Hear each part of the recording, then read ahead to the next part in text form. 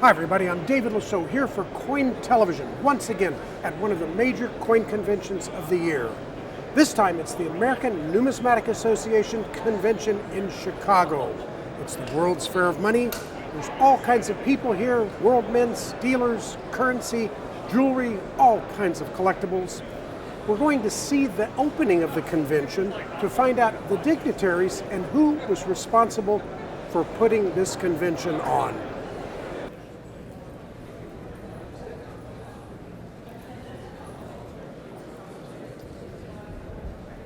Well, good afternoon. My name is Kiick, Executive Director of the American Numismatic Association. Welcome to the 2019 World's Fair of Money. The ANA is thrilled to be back in the city where it all started. Dr. George F. Heath founded the ANA 128 years ago in this vibrant metropolis renowned for its many attractions, museum, and cultural institutions. Everyone will find something fun to do this week that piques their interest. The hundreds of dealers on the sold-out bourse floor are ready to buy and sell every imaginable item related to numismatics. Longtime ANA partners Heritage Auctions and Stack's Bowers Galleries will conduct a series of sales throughout the week, offering items for a variety of budgets. The museum showcase, always a star attraction, is filled with rarities, including the always popular $1804 and 1913 nickel, and the first public display of the recently discovered fourth known example of an 1854 S half eagle that sold at auction for $2.1 million. Young collectors can enjoy youth-oriented and family-friendly activities such as the treasure trivia game and the Kids Zone. And whether you're a novice collector or have been in the hobby for many years, the show offers a plethora of free educational presentations to help you become a better, more knowledgeable collector. So be sure and make the most of this event that connects a community of collectors embracing the culture, art, science, and history that is numismatics. At this time, I'd like to introduce ANA President Gary Adkins.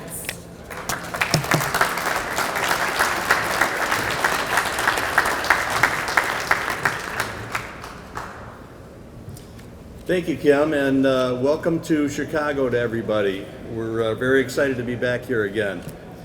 The Village of Rosemont and the Donald E. Stevens Convention Center have hosted our organization on many occasions, and it's always exciting for us to be back here in Chicago. Convention attendees will have numerous opportunities to learn something new at the World's Fair of Money. The free Money Talks presentations, for instance, will enlighten newbies and experienced hobbyists alike with topics ranging from making currency accessible for the visually impaired to notable hobby legends. Speaking of legends, we'll be hearing from two icons of numismatics this week, Ken Brissett and Jeff Garrett. Each share their numismatic history, challenges, and crowning achievements during the not-to-be-missed ANA Legacy Series interview on Thursday afternoon here in the Convention Center, and I'd urge you, if you get a chance, to make sure you make that. I'm honored to count myself among the speakers at the Maynard Sundman Littleton Coin Company Lecture Series beginning at 10 a.m. tomorrow. The presentations will focus on the future of money and collecting, a topic we all have a keen interest in. We must work together to find ways to engage new collectors with the rewards of numismatics. And you can do your part by visiting booth 1202 just inside the door to learn how you can take action supporting legislation authorizing the U.S. Mint to produce a 2021 commemorative Morgan and Peace silver dollar.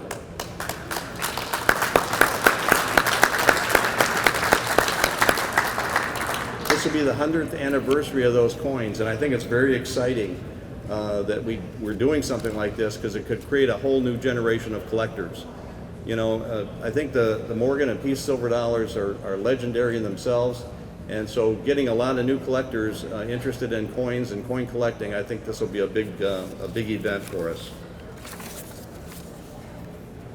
We have partnerships at all levels that are critical to bringing more people into the hobby. That's why I'm especially pleased that we have the United States Mint here, the Bureau of Engraving and Printing, and 7 foreign mints that are represented here today. And that's part of our flag ceremony, having the various flags of the different countries of the mints that are represented here. We're going to try to do that every year. I think it's a nice touch. So we have with us the Australian Mint, the Austrian Mint, the Bermuda Mint, Canada Mint, China Mint, Gibraltar Mint, and the Israeli Mint. So we're very excited about that. And in honor of their participation, we're recognizing each mint with a flag from the country they represent, as I mentioned. It's a great deal of work to bring these mints to the United States, and we honor them for their commitment to the ANA. I'm particularly delighted that the U.S. Mint Director David J. Ryder and Bureau of Engraving and Printing Director Len Olijar have joined us today. But before I introduce our special guests, I'd like to recognize my board.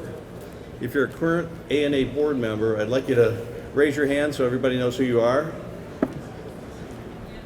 Thank you. I've had the pleasure of working with these people for the last 2 years. I think it's probably one of the best boards that the ANA has had in a long time, and I'm proud to say that we've done a great deal of work and appreciate it very much, the effort that they put into it. Would all ANA officers, past presidents or governors, please raise your hands as well and be recognized. Thank you very much.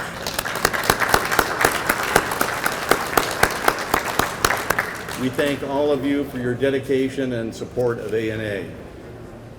And now, it's my great pleasure to welcome United States Mint Director David J. Ryder. Before I get started, I wanted to acknowledge the color guard. There's a gentleman standing over here about in the middle with the blue ribbon, former Marine Corps colonel in the United States Marine Corps. He and I were talking a fair bit earlier. And I'm sure some of these other gentlemen ladies and gentlemen are probably former Marine as well, or former military as well. But I wanted to point out the U.S. Mint has about 35% of our staff is made up of men and women from the military. So to you, sir, Semper Fi.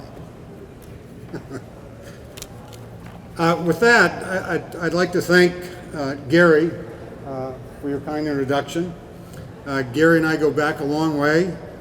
He and I have known one another in this business for quite some time. Gary's brought quite a lot of interesting ideas and opportunities for the Mint and the ANA to partnership with, and he is, and I'm told I'm okay to say this, but he is passing the baton off to Colonel Stephen Ellsworth, who's right over here, who is going to be taking on the baton, and I look forward to working with you, Stephen, on various projects to come.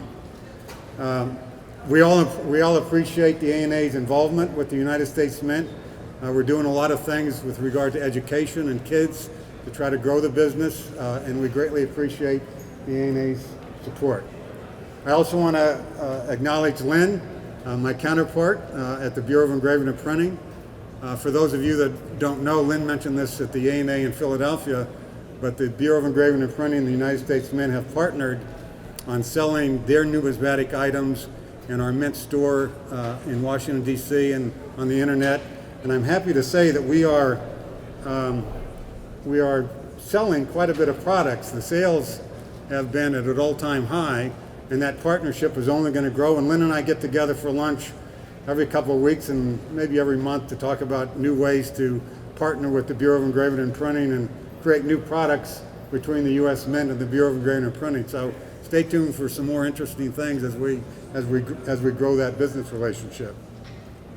And speaking of growing that relationship, I'm also very interested in growing the hobby that all of you are interested in. Across all locations, we are truly functioning and as one Mint, bringing art together with manufacturing to capture the story of the nation and, quite frankly, in foreign countries. So in order to promote a greater interest in coins, your United States Mint is approaching every program circulating numismatic and bullion with a posture that is both forward-leaning and forward-thinking. This type of approach yielded the idea that came with the W quarter, the W cent for the collector cards that we'll be handing out today at the Mint booth that is highlighting young collectors in a card series similar to baseball cards that you might have collected as kids. But stop by the Mint and especially the children. We're giving out a new series of coin collecting cards that kids can start collecting and start their collection, and they're free of charge. One very important part of what I'm trying to do, one of my cornerstones as a Mint director, is partnerships. And when I say partnerships, partnerships with you in this room, but also partnerships with international mints throughout the world. Recently, we introduced the Pride of Two Nations 2 coin cent, which represents a historic first from partnerships between the U.S. Mint and the U.S. government and the government of Canada and the Canadian Royal Mint. The product celebrates and symbolizes standing friendships between our neighbors in the North with whom we share many cultural commonalities, such as language, a free society, and especially, as Marie knows, a love of sports. She recently gave me a Raptors t-shirt in Philadelphia when we kicked off the ANA convention, or the Pride of Two Nations cent in Philadelphia. And I wear it, and I get a lot of comments, Marie.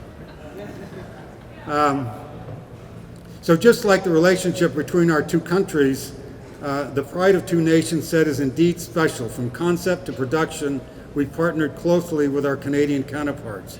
Strong sales, validated projections that the set would be well received by our customers, and it's almost sold out. So the Royal Canadian Mint CEO, Marie LeMay, standing right here in the red jacket. And if you get a chance, you got to check out her shoes. They're red, white, and blue, very, very stylish. We're going to be on hand at our booth tomorrow and signing authenticity, certificates of authenticity for that product. They'll be going on sale at our booth shortly.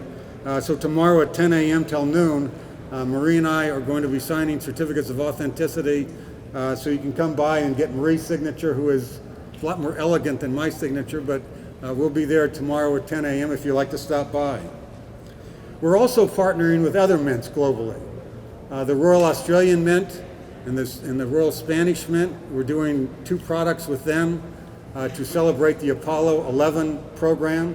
Those 2 countries were very integral in the Apollo 11 program in the landing on the moon as listening stations. So we have combined our product with their product and are marketing that jointly on our website and the Mint and the Spanish websites. So we are very interested at the Mint to partner and do other things with foreign governments, 7 of which we're here today. Austria. I like the idea of maybe a Bermuda product. I think that might have a good ring to it. At least it's a great place to travel to, as is Austria. But for the future, discussions with the mints around the globe have really informed the mint's approach in anti-counterfeiting. A special team is developing both overt and covert options that could be incorporated to enhance and protect our bullion products very shortly. These developments could one day lead to applications for our circulating coins as well, something that I'm very much interested in and looking at from a technology point of view. Another thing that we're doing at the United States Mint is our Artist Infusion program, where we just introduced 27 artists to help design some of our products that we're producing at the U.S. Mint. These 27 artists came out of a pool of 427 very talented artists. They won a competition, and pretty soon you're going to be seeing some old names, some new names.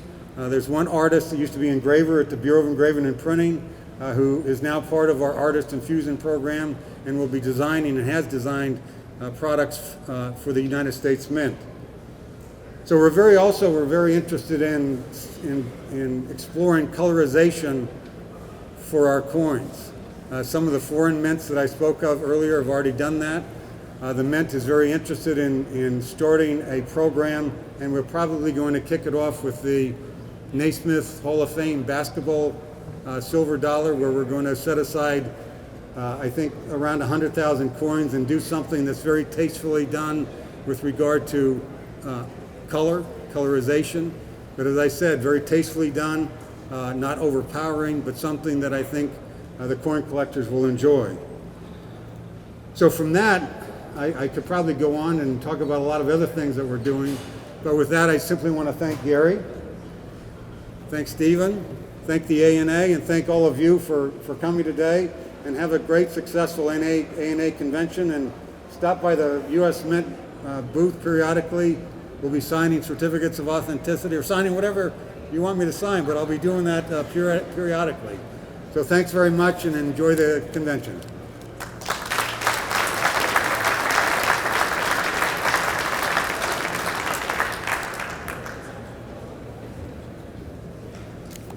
Thank you, Director Ryder.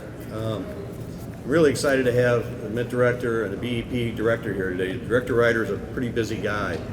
A lot of people don't know that he previously was our 34th Mint Director, and now he's our 39th, so we're delighted to have him back. He's doing a fantastic job, and I think creating a lot of great karma for the Mint and the collecting in the future. He's also oversees 1,700 employees at the various Mint facilities. Was formerly government services, including Deputy Treasurer of the United States, Deputy Chief of Staff to Vice President Dan Quayle, and Assistant to Vice President George H.W. Bush. Most recently, Director Ryder was the Global Business Development Manager and Managing Director of Currency for Honeywell's Authentication Technologies Group. He also served as CEO of Secure Products Corporation, a business venture spun off from the Sarnoff Corporation, which developed highly advanced anti-counterfeiting technologies for protection of global currencies, coinage, and other valued documents. I think that that in itself is a key for helping the hobby itself to protect us from counterfeits in the future. He's got a great deal of knowledge in there. So again, thank you, Director Ryder, for that.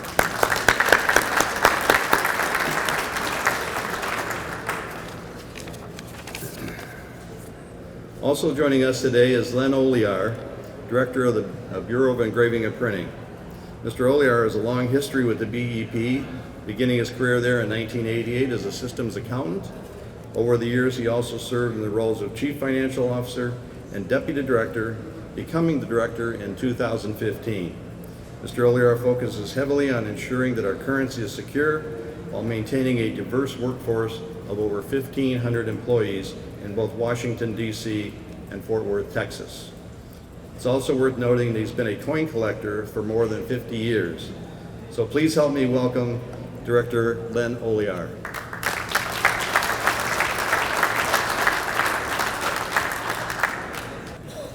Thank you, Gary. It's great to be here in Chicago, a town that I really love. I've got my godfather lives here and several other relatives in this city. And in addition, it gets me out of Washington, D.C., which I'm sure everybody appreciates the opportunity to do. The highlight of being in Washington, D.C. is I do get to work very closely with David Ryder, the Mint Director. I truly believe that we are sister agencies and we have a lot of opportunities to work together to serve the numismatic community.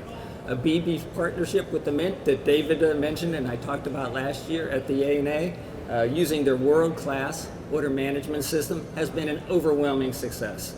We are growing our customer base and most importantly, providing you with better service.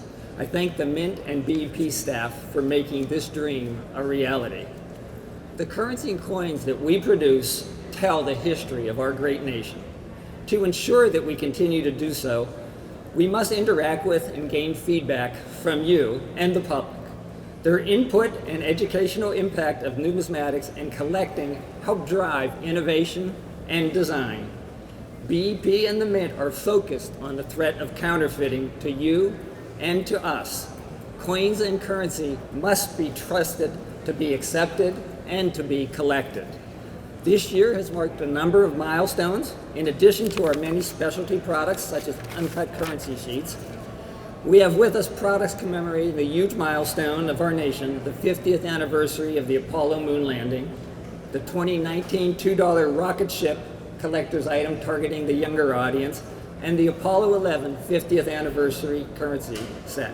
Please be sure to visit us at our joint Mint and BEP booth 1825.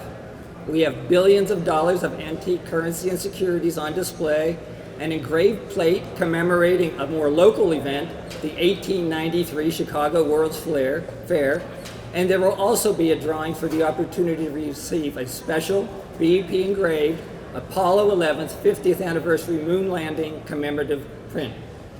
Once again, I thank you all for your continued support, and we look forward to bringing both new and experienced hobbies and collectors an ever-expanding variety of unique, collaborative currency products that tell the American story, one of opportunity, innovation, and achievement.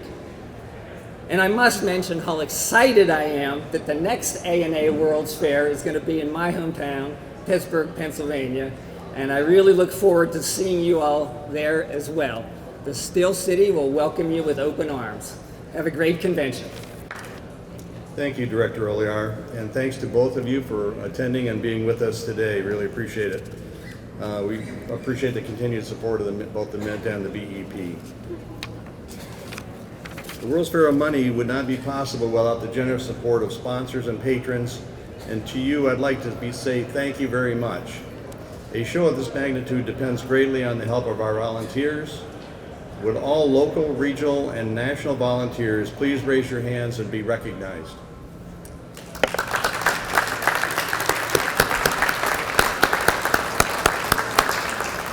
And also the fabulous A&A staff under the direction of our Executive Director, Kiick.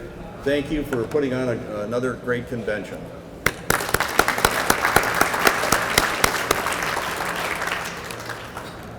At this time, I'd like to recognize the following convention chairs from our host club, the Chicago Coin Club, which, by the way, is celebrating its 100th anniversary this year.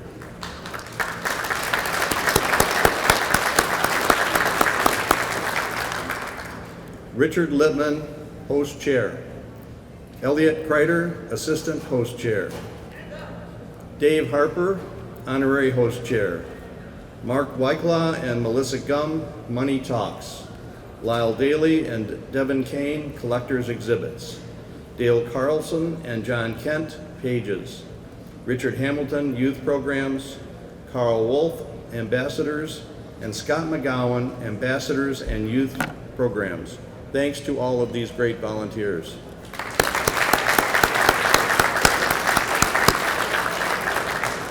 The Goodfellows Award is presented to the show's host chairman in recognition of the many hours devoted to assisting the A&A staff with a convention of this size. I'd like to ask Richard Littman to please step forward and receive this award.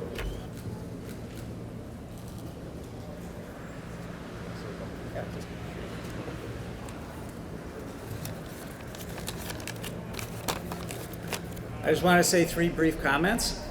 The first is I want to welcome you to our Chicagoland home, which I hope you'll have time to explore after hours. The second thing is I wanted to thank the A&A, specifically its officers, governors, administration staff, for allowing us to come together to pursue our numismatic interests.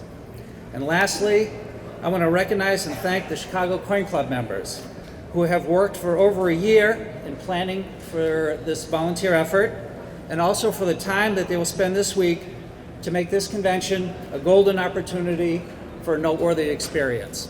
Thank you.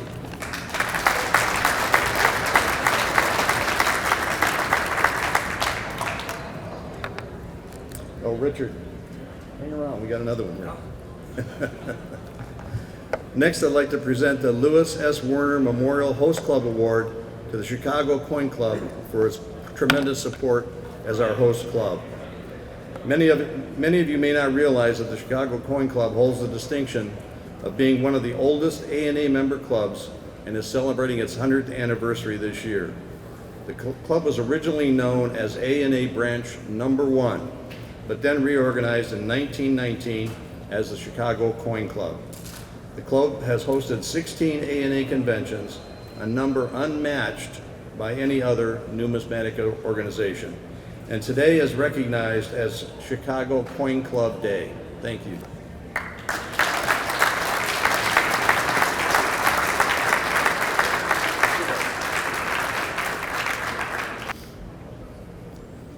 And finally, I'd like to present 3 presidential awards to organizations whose work and service have helped the advancement of numismatics, not only in the United States but also globally. The first presidential award is presented to the Austrian Mint in honor of their 825th anniversary. That's a long time, 825 years to the Austrian Mint. I'm welcoming Gerhard, Starsich, and Andrea Lang with the Austrian Mint to please step forward.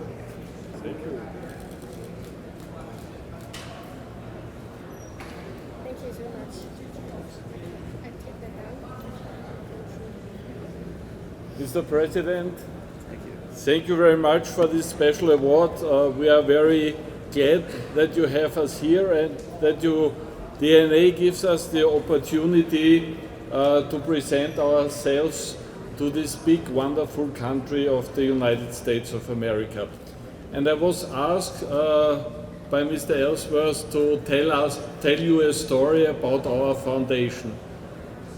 Please join me in a trip back in history 825 years ago when there were the Crusades in the Holy Land, and the city of Aachen was besieged by the armies of England and Austria together. And just to set the scene, in Germany there was an emperor. He stayed at home for this time, but he joined later. Then there was the King of England, Richard the Lionheart, and the Duke of Austria, Leopold V. And the joint forces were fighting and defending and trying to conquer Aachen. And they were successful, and the first one to go into the city and to plant the flag on the Tower of Aachen was the Austrian Duke, Leopold V. And some hours later, King Richard the Lionheart turned up and said, "You are only Duke, you are below me, I am the king," and put the Austrian flag onto the floor and took the English flag. And the Austrian Duke was very upset and went home with his army and stayed in his duchy of Austria. But King Richard the Lionheart did a big mistake. He traveled back to England through Austria. And there was the CIA of Austria finding him in a restaurant close to the place where the Austrian Mint is now. And they took him into prison, so they kidnapped him and asked the country for a ransom of close to 50 tons of silver. And this was in those times approximately 2 times the GDP of England, so quite a lot of money.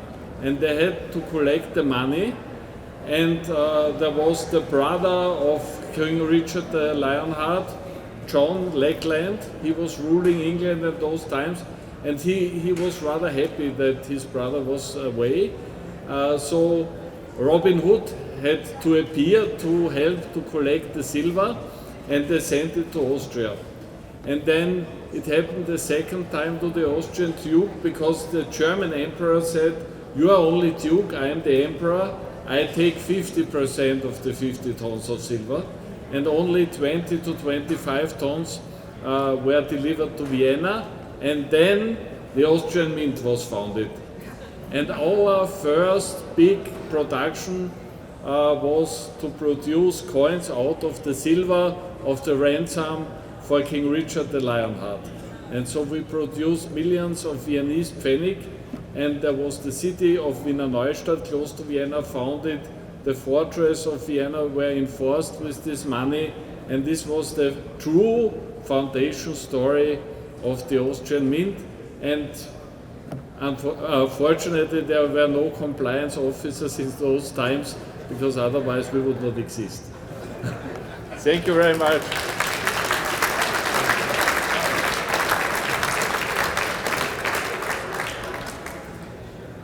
The second presidential award is made to the Royal Australian Mint and their Chief Executive Officer, Ross McDermott, for opening doors and supporting the ANA's educational mission. Ross, would you please step forward? Is Ross here? Well, I'll accept this award on behalf of Ross, and I appreciate his support of the American Numismatic Association. My third presidential award is made to Spink in honor of over 350 years of numismatic excellence. I'd like to ask Spink to Representatives Gregory, Edmund, and Arnis Savickas forward to accept the award. Thank you very much. Thank you, Gary, Mr. President. When I was asked to this event, I have never been to an ANA before, and of course, coming across stateside from Britain, the obvious stereotype is we have more history than the Americans. What could you possibly want to come over to America for and accept this prestigious award? How wrong I was, and actually how poetic it is that Spink, which is such a name that is a legend amongst English coin collectors because of the books we produce on an annual basis for the staple guides for not only pre-decimal currency, when we strangely had not out of 100 coins within our monetary system, and of course in decimal currency. And it is of course a shame that the 10th standard that hasn't been added to this beautiful flag demonstration is the Royal Mint in Britain. And I'm sure, no doubt with our contacts there, we'll be encouraging them at future ANAs. But I think it's somewhat poetic that such a name from a historical perspective in Britain, within the name of numismatics, is also coming to the home of numismatics here, clearly in America, not just for the ANA, but also for the Chicago Coin Club on its centenary. So I think that's particularly apt and particularly appropriate, and I'm delighted on behalf of Spink, not only in London, but in Hong Kong, in New York, and in Singapore, in accepting this award from the President. So thank you very much. Okay, and our last presentation today, I'd like to recognize Dave Harper for being our honorary host chair for this convention. Dave?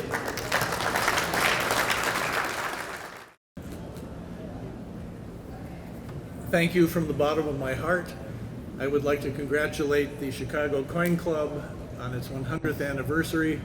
It's an incredibly distinguished group, and it is an honor to be here to honor them. And welcome to the best numismatic convention on earth. And now I'd like to invite our ANA Executive Director, Kiick, and our Board of Governors, both new and old, to please join us for the ribbon cutting ceremony.